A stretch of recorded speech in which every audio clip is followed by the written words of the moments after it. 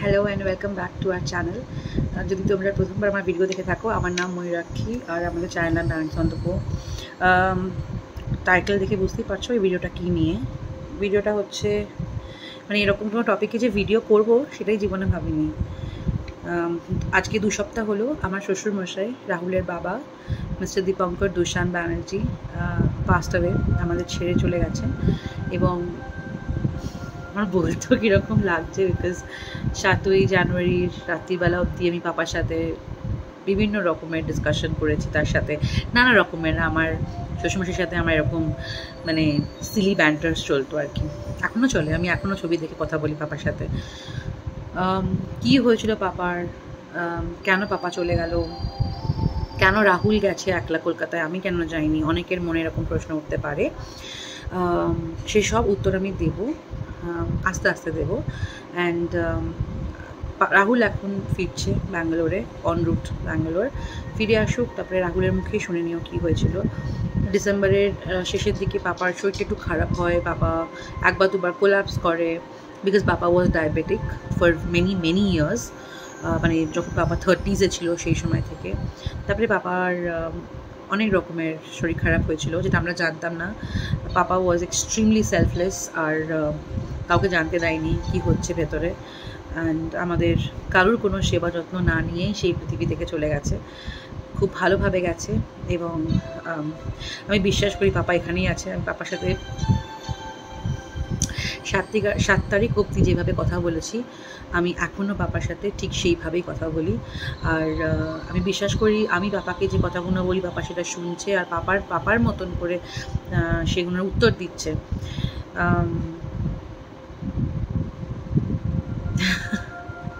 পরেরটা না হয় রাহুলই বলুক। এরপরে রাহুল আসে এক্স্যাক্টলি 2 সপ্তাহ পরে। কলকাতায় সব কাজ, ওর যা যা রেসপন্সিবিলিটিস ছিল সব কিছু শেষ করে, আপডেট করে, এবং মাকে আর ঠাকুমাকে ঠিক করে রেখে, সামলে রেখে সেও ফেরে আমাদের মধ্যে। এবং বুঝতেই পারছো, সব থেকে আনন্দ পেয়েছিল আমাদের সিম্বা। ও সব থেকে বেশি মিস করছিল রাহুলকে। তাই ওদের মধ্যে আমরা কেউ আর ইন্টারফেয়ার করিনি। Rahul also needed to vent out his pain and his sorrow. তাই এবার শুনে নাও ওর কথা। কীভাবে শুরু করব আমি জানি না। ময়ূর তোমাদেরকে অলরেডি বলে দিয়েছিল কি কারণে আমি 8ই জানুয়ারি সকালবেলা তড়িঘড়ি করে কলকাতায় ছুটে যাই। সেদিনকে আমার জীবনের একটা, আমি বলবো সবচেয়ে দুঃখের দিন। আমার বাবা আমাকে সেদিকে ছেড়ে চলে যায়। আমি যে কি করব সকালবেলা, আমি সত্যিকারের দিক বিদিক জ্ঞানশূন্য হয়ে গেছিলাম। ময়ূরকে জড়িয়ে অনেক কেঁদেছি। আমার শ্বশুর শাশুড়ি এখানে আছেন, ওনারা মনোবল দিয়েছেন, কিন্তু বুঝতেই পারছো তখন মাথা ঠিক ছিল না। কোনো মতে একটা টিকিট কেটে আমি চলে যাই কলকাতা। ময়ূর জামা কাপড় প্যাক করে, রানা সেদিনকে ছিল বলে আমাকেও এয়ারপোর্টে ড্রপ করে। So thank you so much Rana. এটা বিশাল বড় একটা হেল্প, কেননা ক্যাবে করে একা যাওয়া আর বন্ধু সাথে থাকা সেটা অনেক ডিফারেন্ট। সরি, আমি না যে কথাগুলো বলছিলাম বলতে বলতে হঠাৎ করে সিম্বা কেঁদে উঠেছিল, যে ওকে একটুখানি প্যাসিফাই করছিলাম। কোনো একটা কারণে সিম্বা এই দুঃখ কষ্ট হলে, যেরকম আমরা খুশি হলে যেরকম ও বুঝতে পারে আমাদের সঙ্গে সে আনন্দের ভাগিদার হয়, সেরকম দুঃখ কষ্ট যখন হয় না, তখন ওটা বেশি করেই আসে। হয়তো না, সত্যিকারের আসে, আমাদের পাশে একটু বেশিই থাকে। আমার পাশে বসে, আমার মাঝখানে শুয়ে থাকে, চেষ্টা করে আমাকে ঠিক করার। যাই হোক, কলকাতায় যাই। যেতে পৌঁছতে একটু লেট হয়, কেননা ফ্লাইটটা একটু ডিলেড ছিল। আমার লাইফের মধ্যে সবচেয়ে ডিফিকাল্ট জার্নি, এতবার এত জায়গায় গেছি, কিন্তু সবচেয়ে ডিফিকাল্ট জার্নি ছিল। তার সঙ্গে ময়ূর ছিল না সাথে কোনো কারণে, সেটা তোমাদেরকে পরে নয় বলবো। তো পৌঁছে বাড়ির কন্ডিশন তো বুঝতেই পারছো, ভালো ছিল না। মানে কাতারে কাতারে লোক ছিল আমাদের, অত বাড়ির সামনে লোক দেখে আমি কোনোদিন দেখিনি এরকম কোনো কারণে। হয়তো কোনো সেলিব্রিটির জন্য হয়তো সে চলে গেলে তার বাড়ির সামনে বা তার হসপিটালের সামনে অনেক লোক থাকে, বাট বাবাকে দেখতে যে এত লোক এসেছিল, আমি একদম মানে আই ওয়াজ স্টান্ড। আমি কোনো কথা না বলে বাবাকে দেখতে যাই, ঠাকুমাকে সামলাই, মাকে সামলাই, বাবার কাজটা শেষ করি সেদিনকে রাত্রিবেলা, সেদিনকেই বাবাকে আমি দাহ করি। ওয়েল, কিছু মনে করো না তোমরা, আমি একটুখানি আসলে ভাবুক হয়ে যাচ্ছি, একটু অন্যদিকে আমার মনটা ঘুরে যাচ্ছে। কথার মধ্যে আমি খেয়েই হারিয়ে ফেলছি, কখন কি বলছি সেটা জানি না। একটা কথা তোমাদেরকে বলতে ভুলেই গেছি, যে বাবা যেদিনকে চলে যায়, রোববার দিন রাত্রিবেলা বাবা আমার সঙ্গে অনেক গল্প করে, মানে রিগার্ডিং এভরিথিং এলস। বা আমাকে ময়ূর আমার জন্মদিনে একটা ঘড়ি কিনে দেয়, সেই ঘড়িটা আমার শখের ঘড়ি, বাবাকে জানাই। সঙ্গে সঙ্গে বাবা তো ভীষণ খুশি, তার সাথে বাবা বলে, জানিস আমারও এই ঘড়িটা, সেম ঘড়িটা ছিল।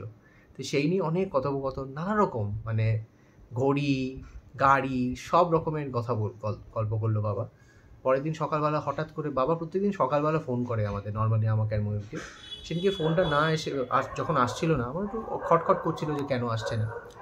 তখন ময়ূর আমাকে বলছে যে, রাহুল, বাবা পাপা কিন্তু এখনও ফোন করলো না।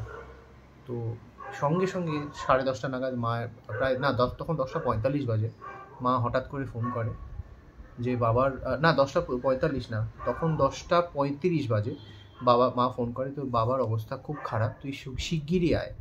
তো আমি তখনই টিকিট কেটে আমি সব কিছু রেডি হচ্ছিলাম। তার ঠিক 10 মিনিটের মধ্যে মায়ের আবার কল আসে, জানতে পারি বাবা আমাদের ছেড়ে চিরকালের জন্য চলে গেছে। আমাদের যে গল্পটা যেটা করছিলাম রোববার, কিছুটা অসম্পূর্ণ রয়ে গেল। আরও গল্প করার ছিল বাবার সাথে, অনেক কিছু করার ছিল, অনেক কিছু প্ল্যান ছিল আমাদের, সেগুলো অসম্পূর্ণ রয়ে গেল। এই রিগ্রেটটা আমার সঙ্গে সারা জীবন থাকবে, যতদিন বেঁচে থাকবো। কিন্তু বাবা কিছু আমার জীবনের কিছু মাইলস্টোনস বলো, কিছু অ্যাচিভমেন্টস বলো, যেগুলো জেনে গেছে, সের জন্য আশীর্বাদ করেছে। আর আমি জানি আমার বাবা আমার সঙ্গে সর্বক্ষণ সারা জীবন সব সময় থাকবে, আমার চিয়ার লিডার হয়ে, আমার ওয়েলউইশার হয়ে, অনেক ভালোবাসা দিয়ে, অনেক আশীর্বাদ দিয়ে আমাকে জড়িয়ে থাকবে। বাবা, তুমি চলে গেলেও আজকে হয়তো তোমার পার্থিব শরীর ছেড়ে, কিন্তু তুমি আমার মনে, আমার লাইফে একটা বিশাল বড় অঙ্গ নিয়ে থাকবে। আর তোমার স্থান তো কেউ পূরণ করতে পারবে না, এটা সম্ভব নয়। তো আমি মনে করি তোমার ভালো স্মৃতিগুলো নিয়ে, তোমার ভালো শিক্ষাগুলো নিয়ে, তোমার ভালো কথাগুলো ভেবে আমি বাকি জীবনটা কাটাবো। কিন্তু তুমি চলে গেছো মানে এইটা ভেবো না যে তুমি আশীর্বাদটা করবে না। তুমি যেখানে আছো, তুমি দেখছো আমি কি করছি, জীবনে কি করব, সেগুলো দেখছো। তুমি তো এখন ভগবান হয়ে গেছো, তুমি তো সব জানবে। তাই আশীর্বাদ করো বাবা, আরও বড় হই, তোমার মুখ উজ্জ্বল করি, আর মানুষের মতো, মানুষ যেরকম হয়েছি আরও বেটার মানুষ হওয়ার চেষ্টা করি। সেইটুকুই বলার ছিল। তোমরা ভালো থেকো, আর আমার বাবার আত্মার শান্তি কামনা করো। ও বাবা,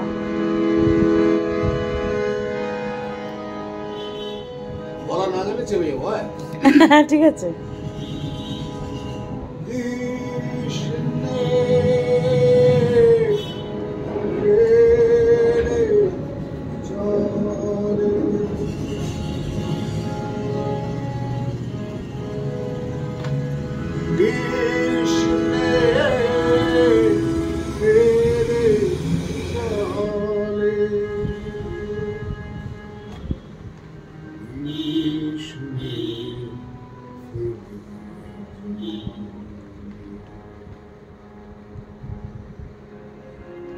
ঘরের ঠাকুর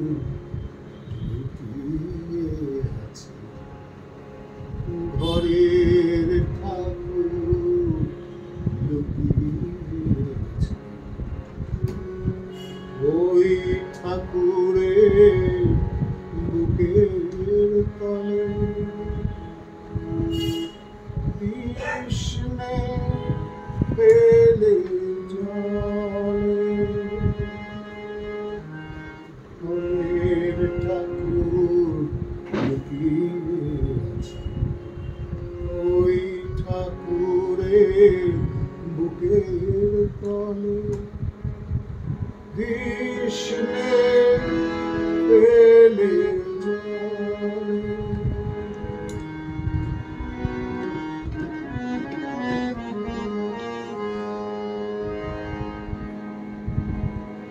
যত কাটা ভুলে যাবে তত আঘাত সব মিলাবে যত কাটা বয়ে যাবে তত আঘাত সব মিলাবে কাটবে মেঘের ঘন